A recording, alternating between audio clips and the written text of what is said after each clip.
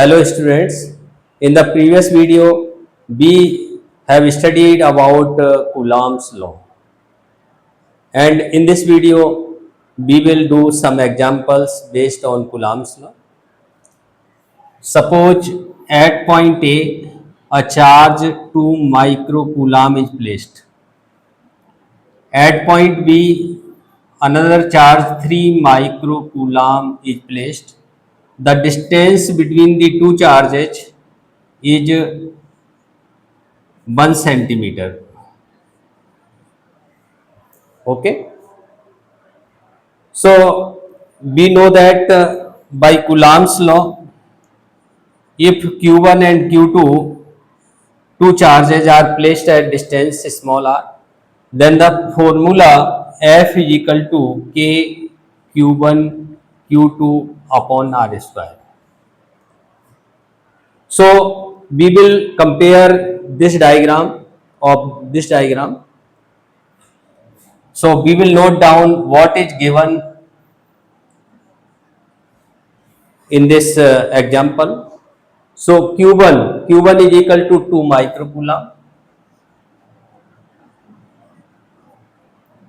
q2 is equal to 3 microcoulomb, and r is equal to 1 centimeter.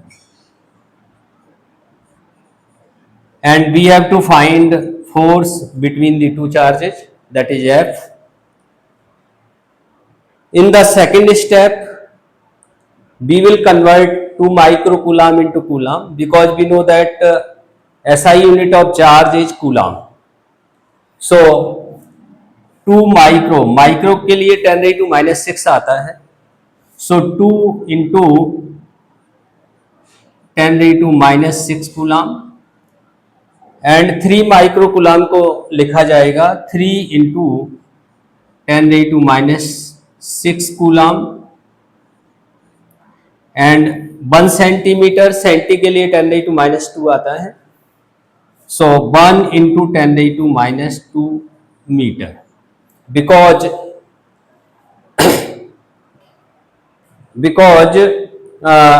SI unit of length is meter. Okay.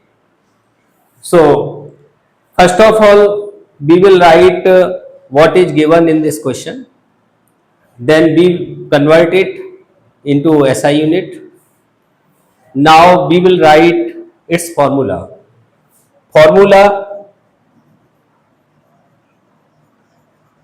F is equal to k q1 q2 upon r square.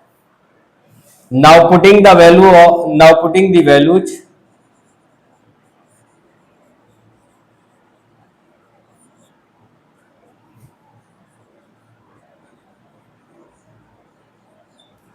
ये values put करेंगे अब इसमें. सो F is equal to, we know that the value of k is equal to 9 into 10⁹. So 9 into 10⁹, this is the value of k. Now q1 2 into 10⁻⁶, q2 3 into 10⁻⁶, and the value of r 1 into 10⁻², 1 into 10⁻² का whole square. Now we will solve it.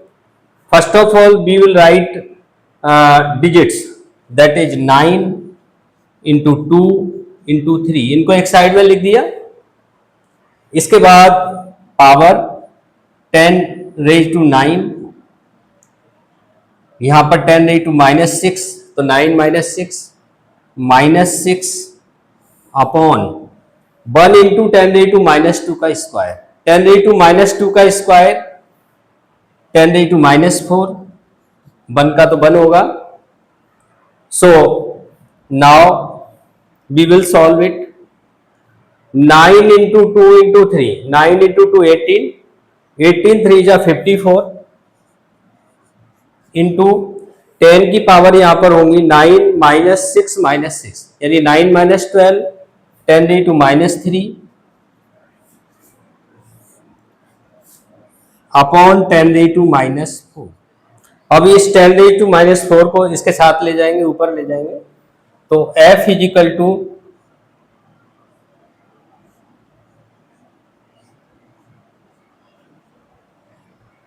54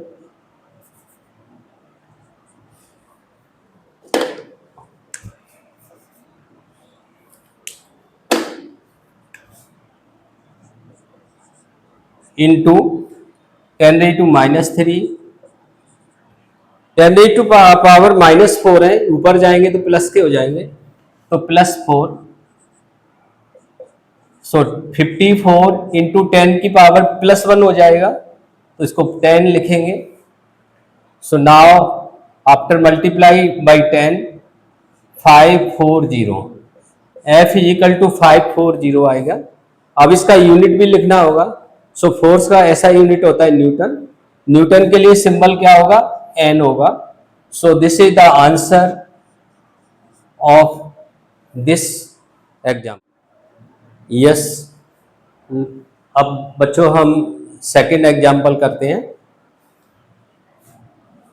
suppose at point A an electron is placed and at point B a proton is placed, यानी A point पर कोई electron है, P point पर कोई proton है। E यहाँ electron के लिए है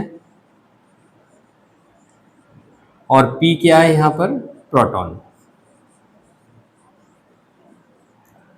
दोनों के बीच का डिस्टेंस 1 एंगस्ट्रम, क्या है, 1 एंगस्ट्रम दोनों के बीच का डिस्टेंस।